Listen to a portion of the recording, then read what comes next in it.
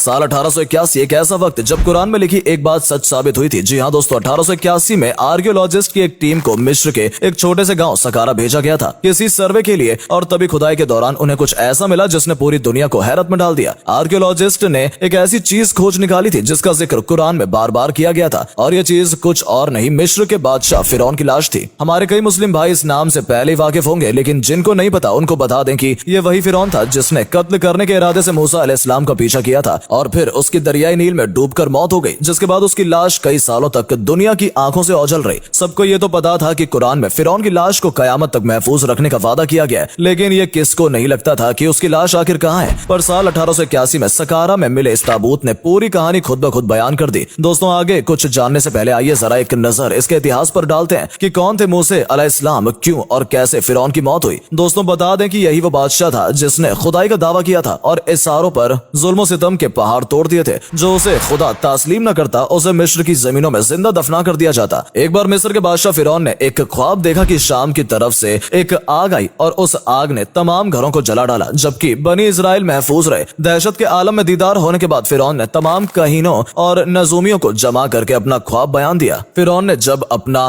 ख्वाब काहिनों और नाजुमियों को बताया तो उन्होंने उसकी ताबीर ये बताई कि बनी इजराइल में एक बच्चा पैदा होगा और उसके हाथों अहले मिस्र की हलाकत होगी। बनी इजराइल के यहाँ भी शुरू से ही यही बात मशहूर थी, लिहाजा इस ख्वाब के बाद वो काफी ज्यादा फिक्रमंद हो गया और साथ ही फिरौन के दिल में भी एक डर सा बैठ गया। ये सब सुनकर फिरौन ने बिना वक्त गवाए हुक्म जारी कर दिया कि बनी इजराइल में पैदा होने वाले तमाम लड़के कत्ल कर दिए जाएं। उसने अपने लोगों को हुक्म दिया कि जिस भी घर कोई लड़का पैदा होता है तो उसको तुरंत कत्ल कर देना। इस हुक्म के मुताबिक फिरौन के हवाली और उसके सिपाहियों ने हर मुमकिन कदम उठाया ताकि कोई भी पैदा हुआ लड़का जिंदा न बच पाए, लेकिन अल्लाह के फैसले अटल होते हैं। देखते ही देखते बनी इजराइल के हजारों जन्मे बच्चे ज़िबा कर दिए गए। फिर एक वक्त वो आया कि जब महल के कुछ सरदारों ने फिरौन से कहा कि अगर बनी इजराइल के लड़कों का इसी तरह कत्लेआम होता रहा तो हमें आइंदा यानी आने वाले भविष्य में खिदमतकार मिलना मुश्किल हो जाएंगे, और फिर हमारे ये कमतर, घटिया और गलीज काम कौन करेगा। इस पर फिरौन ने हुक्म जारी किया कि 1 साल छोड़कर बच्चे कत्ल किए जाएं। पर अल्लाह ताला का करिश्मा तो देखिए, उन्होंने न सिर्फ मूसा अलैहिस्सलाम को पैदा किया बल्कि उनकी परवरिश उसी फिरौन के घर में करवा दी। मूसा अलैहिस्सलाम जब बड़े हुए तो उन्होंने फिरौन को इस्लाम कबूल करने की दावत दी, लेकिन वो खुदाई का दावा करते हुए उन्हें कत्ल करने का मंसूबा बनाने लगा। मूसा को खत्म करने के लिए वो अपना लश्कर तैयार ही कर रहा था कि मूसा अलैहिस्सलाम अल्लाह ताला के हुक्म से बनी इजराइल को लेकर दरियाए नील की तरफ चल पड़े। जैसे ही फिरौन को इस बात की खबर मिली कि मूसा दरियाए नील की तरफ जा रहा है, उसने अपना लश्कर लेकर उनका पीछा करना शुरू कर दिया। आगे दरियाए नील थी और पीछे फिरौन का लश्कर। लोगों को लगा या तो मूसा की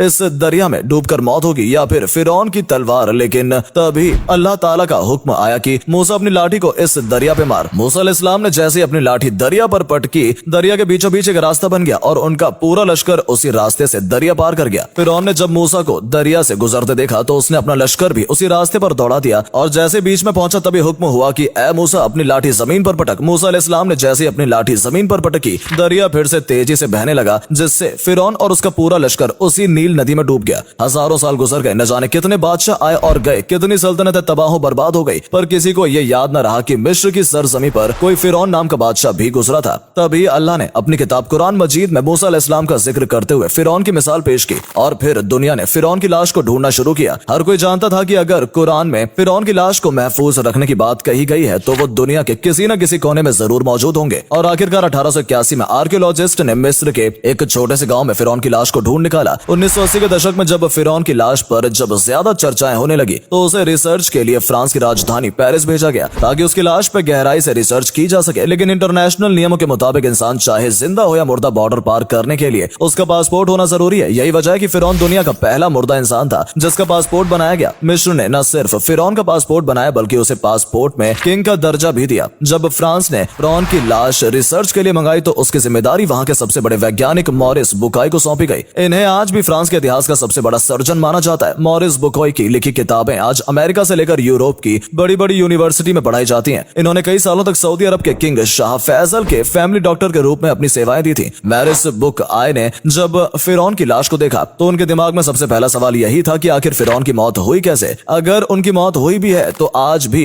ये इस रूप में कैसे है। अपनी रिसर्च के दौरान उन्होंने देखा कि फिरौन ने पूरे जिस्म में नमक लगा हुआ है। इस बात का सबूत है कि इनकी समंदर में डूबकर मौत हुई है और इसके बाद ही लाश पानी से बाहर आई है। लेकिन अब सवाल था कि समंदर में डूबने के बाद लाश बाहर आई तो आई कैसे और इतने सालों तक महफूज कैसे रही। वो अभी इन्हीं सवालों से घिरे हुए थे कि उनके एक साथी ने कहा कि इसमें इसमें इतना सोचने वाली क्या बात है? मुसलमान तो सदियों से मानते आए हैं कि फिरौन डूबकर मरा था। पहले तो उन्होंने उसकी बात पर गौर नहीं किया, लेकिन जब दूसरे वैज्ञानिक ने बताया कि फिरौन के मरने का पूरा वाक्य कुरान में जिक्र किया गया तो वो हैरान रह गए। उन्होंने कहा कि आखिर मुसलमानों को इतना सटीक डेटा मिला कहां से, जबकि फिरौन की मम्मी को मिले हुए बस 200 साल हुए हैं। मॉरिस बुकाई रात भर कुरान में बताए गए फिरौन के उस किस्से के बारे में सोचते रहे कि कैसे 1400 साल पहले कोई किताब इतनी सटीक जानकारी दे सकती है। इस रिसर्च के बाद फ्रांस ने मम्मी को कांच के गिलास में पैक कर वापस मिस्र भेज दिया और मॉरिस बुकाई जिद्दा में होने वाली मेडिकल कॉन्फ्रेंस में हिस्सा लेने के लिए सऊदी अरब रवाना हो गए। सऊदी में होने वाली इस कॉन्फ्रेंस में दुनिया भर के वैज्ञानिक और शोधकर्ता आए हुए थे। मॉरिस बुकाई भी फिरौन पर की गई अपनी इस रिसर्च को बताने के लिए वहां पर मौजूद थे। तभी स्टेज पर कुरान की सूरह यूनुस की आयत नंबर 92 पढ़ी गई कि अब तो हम तेरी लाश को ही बचाएंगे ताकि तू आने वाली नस्लों के लिए निशाने इबरत बने। दुनिया में बहुत से इंसान ऐसे हैं जो हमारी निशानियों से गफलत बरतते हैं। इतना सुनना था कि मॉरिस बुकाई मारे जोश के चीख पड़े और भरी महफिल में खड़े होकर सबके सामने ऐलान कर दिया कि मैं आज इस्लाम कबूल करने का ऐलान करता हूं और अल्लाह की किताब कुरान पर ईमान लाता हूं। फ्रांस जाने के बाद मॉरिस बुकाई ने लगातार 10 सालों तक कुरान और विज्ञान पर रिसर्च की और यह साबित किया कि कुरान की एक भी आयत साइंस के सिद्धांतों से नहीं टकराती, बल्कि साइंस आज जो कुछ बताता है कुरान ने उसे हजारों साल पहले ही बयान कर दिया है। फिरौन की लाश आज भी पूरी दुनिया के लिए एक